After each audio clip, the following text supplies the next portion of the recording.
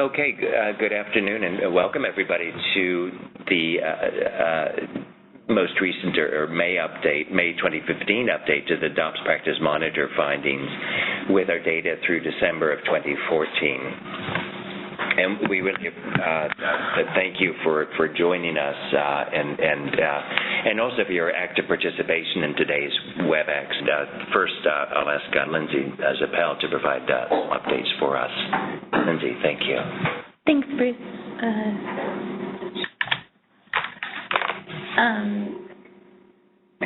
First, going to start off by talking about some of the highlights with dialysis dose and treatment time. So this first slide shows the percent of patients with KT over V less than 1.2 at the bars, and there's been a fairly consistent pattern since December 2011 where between 4 and 6% of patients have KTV less than 1.2. Currently in December of 2014, 6% of patients have a KT over V less than 1.2. The blue line showing the mean KT over V, and in December of 2014, the mean KT over V was 1.6. Moving on to dialysis session length. Again, the bars are showing the percent of patients with treatment time less than 3.5 hours, and we're seeing in December of 2014, 31% of patients have a treatment time less than 3.5 hours, and the mean treatment time is 218 minutes. And just to note then, thanks, Lindsay, for that. This is an area of real interest, I think, both in this country and internationally, in that our international data continue to show that the U.S. has substantially shorter treatment times than most of the other 20 countries in our sample. I mean, there was a slight creeping up in session length soon after the bundle was implemented, but that's really leveled off or even perhaps decreased a bit. So we're as Lindsay said, we're just over 3.5 hours for most patients. Many other countries in our study have treatment times of 4 hours. Thank you. Next, moving on to anemia. So this graph is showing the percent of patients prescribed anemia therapies over the prior 3 months. So the light green line on the bottom is showing the percent of patients prescribed sub-Q ESA in the large dialysis organizations. And as you can see, it's been fairly constant, right around 0%. However, in the non-LDOs, we have seen an increase in the percent of patients prescribed sub-Q ESA. In August of 2010, it was 2% and increased up to 24% in August of 2012. And since then, we've seen a rise. Currently, in December 2014, 35% of patients are prescribed sub-Q ESA in the non-LDOs. The percent of patients prescribed IV iron, which is represented by the orange line, has been fairly constant since August of 2012. Currently, 82% of patients prescribed IV iron. And the percent of ESA, which is indicated by the dark blue line at the top, has decreased slightly since August of 2010, down to 88% in December of 2014. This graph is showing the prescribed weekly IV EPO dose. The dark blue line here represents the mean. The circles represent the median. The lower bars represent the 10th to the 25th percentile, and the upper bars represent the 75th through the 90th percentile. I just want to point out that this only goes till October 2014 as opposed to December, because we're still sorting through some data issues, but there's been a fairly constant trend since since August of 2012. Currently in October of 2014, the median is 8,300 units per week, and the 90th percentile has also been fairly constant since August 2012 at 30,000 units per week. Similarly, we haven't really seen much new with hemoglobin. It's been right around 10.8 grams per deciliter, which the median is in December of 2014. This figure is showing the hemoglobin upper target, as indicated by the medical directors, in 2010, 94% of facilities indicated their hemoglobin upper target was greater than or equal to 12, and this has shifted to 18% in 2014. In 2014, 64% of facilities indicated their hemoglobin upper target was less than or equal to 11. This is showing the trend in serum ferritin, and we have seen an increase recently in ferritin. It peaked in August 2012 and December 2012 at 772, and right now in December of 2014, the median is 764, and the 90th percentile is around 1,400. So just to sum up for the anemia, the mean hemoglobin levels have been pretty constant since 2012 at 10.8 grams per deciliter. The median IV EPO trend has been steady and remains at 8,300 units per week.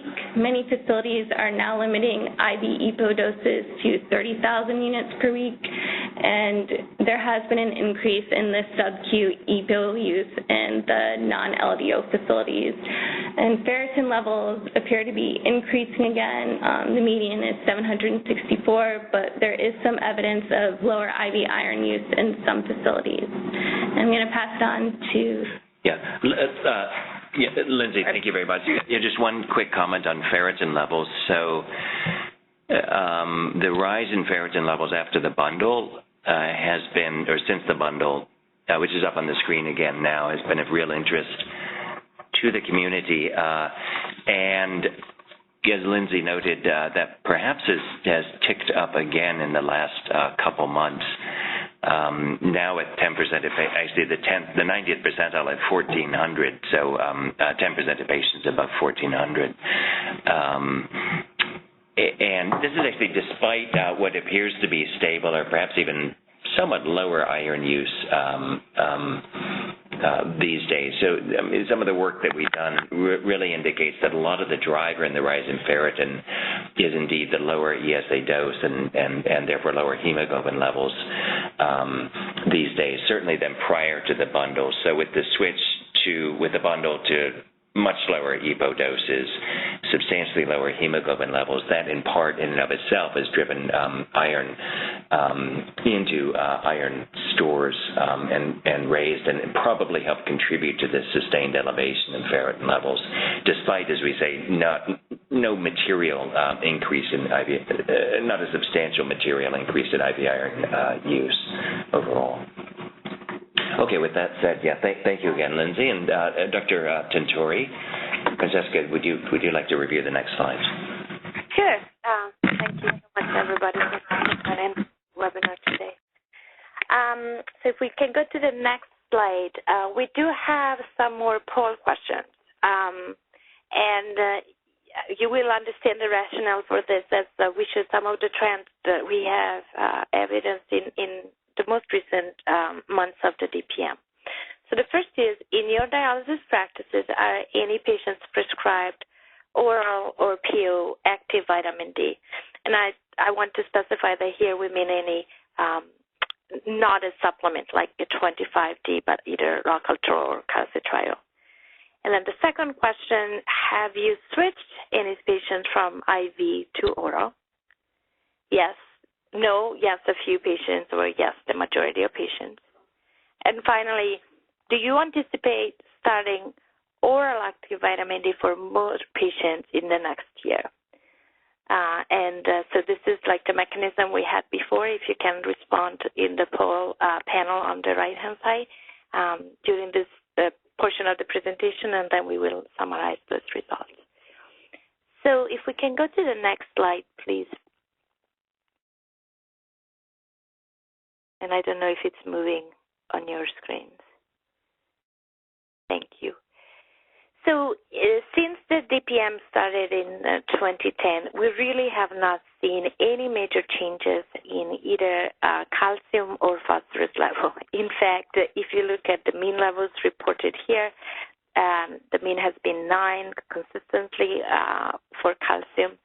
And phosphorus has been pretty stable between 5.5 5.3 and 5.2 as the mean value.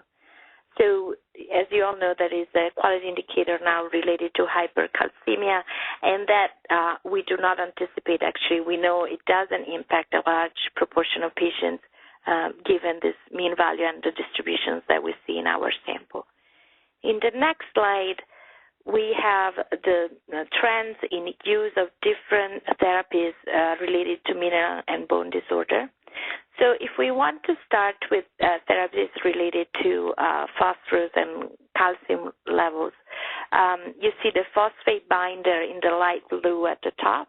And so this is percentage of patients who are prescribed any binder. And although it might be a little bit premature to say, even if you look, there has been a steady decline from 89% in April 2013 to 83% in December 2014. And that, to me, is the cause of some concern because, as I'll show you in a minute, the proportion of patients with high phosphorus level has not changed. And so I wonder why that is occurring. And again, to clarify, this is percentage of patients who have received any of these therapies, separately, obviously, during the prior 3 months. Then when we look at oral vitamin D, now, oral vitamin D, obviously, I anticipate this, again, relates to any type of vitamin D, could be prescribed if you have an instance of hypocalcemia, but most probably this could be given to lower PTH levels. And so in terms of that, as you can see, there has been an uptake or an increase in prescription of oral vitamin D, while there has been a little bit of a decline from 79 to 76% in the prescription of IV vitamin D. This was a question that we had postulated, or an hypothesis that we had when the bundle was initially implemented. And as you can see at the bottom, we really didn't see much of an increase in the early period. Now, there are a couple of things that happened recently. We have a substantially larger number of patients treated at independent facilities. So maybe the treatment protocols for the smaller providers are different compared to the large and medium-sized providers, and perhaps the increase in oral vitamin D only occurred there. But overall, we have seen a number of facilities where the majority of patients were switched from IV to oral. So I think this is a really interesting trend, and we will want to see what's going to happen in upcoming months. In terms of cinacalcet prescription, again, as an agent to lower PTH levels, that has been relatively constant over time, and it was 28% in December 2014. In the next slide, as I said, the decline in the percentage of patients who are receiving any phosphate binder is a little bit surprising in the sense that while the mean has remained relatively constant, about 5.2, which, by the way, is higher compared to current KDIGO guidelines if we postulate a normal level of 2.5 to 4.5. So that is a significant proportion of patients in this national sample that is above those levels. So if you want to look, for example, between the orange, the blue, and the green, it would indicate that there is more than 64-65% who do not meet the current indication. Or even if you want to stay with the less stringent KDOQI indication of 5.5 as the upper limit, there is still 34% of patients above that level. So phosphorus levels are still high, and the question is why fewer patients are being prescribed a binder. In the next slide, in terms of trends in PTH, so we have described this trend now for a while. There was a fairly steep increase early on after implementation of the bundle, and then it has remained relatively constant, although I would say that since December 2013, so over the course of the past year, we have seen a slight further increase. So the median here went from 317 to 354. But if you concentrate perhaps on the 90th percentile, which is the orange line at the very top, now there are 10% of patients who are above 875. So there is that trend towards higher PTH levels continues to, and it appears to be increased in the most recent year. I think this is particularly important because these are levels that exceed the 600 cut point that in DOPS data has been identified as an increased risk for adverse outcomes. This is not only a finding from the DOPS, but has been consistently reported in the observational setting. So the other important point is that the prevalence of this risk factor for cardiovascular events is particularly high among patients who are Black.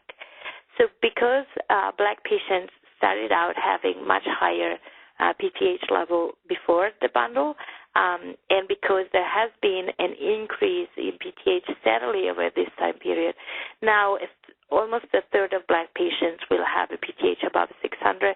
The prevalence is also high among non-Black patients. So again, we haven't seen much of a change in cinacalcet prescription. There is perhaps an increase in oral vitamin D, which many studies demonstrate being less effective than IV vitamin D in the treatment of secondary hyperparathyroidism. So a signal that I think we need to continue to be vigilant and really consider whether a given patient needs treatment based on the labs, and in this case, PTH and phosphorus levels. In the next slide, one other area that we have been really interested in, and there is more and more literature coming out on this topic, is the importance of not treating one marker in isolation, in this case marker of mineral bone disorder, but rather look at the combination of markers. And so trying to keep in range PTH, calcium, and phosphorus. And obviously that's the biggest challenge that we have. So this is just showing the proportion of patients with all of the markers out of range, which is the dark blue at the top, with 2 of the 3 out of range, which is the orange, or 1 of the 3 and then 0. So for about a third of the patients, we do very well. MBD is very well controlled, but certainly there is an opportunity for improvement with about 60% of patients having 1 or 2 of those markers. And most frequently, as you can anticipate, phosphorus and PTH are those that are outside of target. So while obviously is a challenge, I think this indicates the importance of considering therapy and its impact on all the different markers. And the final slide, I think it's just the summary. As I said, the PTH levels continue to increase. The prevalence of the very high PTH is higher in Blacks versus non-Blacks. And our data seem to indicate that there is a recent additional increase in PTH levels in recent months. Perhaps we have seen, or we're starting to see a switch perhaps to higher use of oral vitamin D versus non-oral. I didn't show this data, but we also have observed what has been well documented as a shift by many providers towards doxorubicin versus paclitaxel. And as I said, the other thing that I find particularly interesting is the decline in phosphate binder prescription. And I'm really interested to see what the next update of the DPM will evidence. Of course, we always need to provide the caveat that these data are from a sample of dialysis units, and so it will also be really interesting to see if similar trends are reported using, for example, Crown Web data, although some of these specific trends will not be possible to assess given that the data are not available in that data set. Having said this, did we want to look at the response from the poll now, or do we want to do it at the end of the DPM section? I think we could do that now, Francesca. Sure. So Bruce, do you want to do it, or do you want me to do it? No, please do. Please do. Okay, so about 70%, 68% of you said that, yes, there are patients who are prescribed any oral vitamin D, which I think it's interesting and it's higher than I anticipated, given that certainly pre-bundle, the vast majority of patients in the U.S. Would receive an IV vitamin D. In terms of whether there has been a switch, it's a 50-50 split. So 50% said that they did not switch any patients, but 32% said they did switch a few, and 18% they switched the majority. So this is reassuring. To be perfectly honest, I was still debating until yesterday whether this was a real trend or if there were some data issues. So it's reassuring to hear that at least a third of you have done this or are planning to do this, and definitely something we will continue to monitor. Obviously, I couldn't do it for time reasons, but the obvious question is, why is this practice being implemented? Is it for cost reasons only? And two, how good is the PTH control after the switch? So those are certainly things that we are interested in looking at. And then when we ask whether you anticipate to start any vitamin D in the next year, again, it's about 50-50, 55% said no, and then 18% would say yes, in addition to IV vitamin D, which I think it's a really interesting prescription pattern, one that is actually relatively common in many European countries, as we have observed in the global DOPS data, while about 20% said that they would use it as a substitute for IV vitamin D. So I think these are really interesting findings and support what we just showed you in terms of trends within the DPM sample. So thank you for these responses, and I think we can move on then to our next topic and speaker. Sorry, I kind of skipped that question.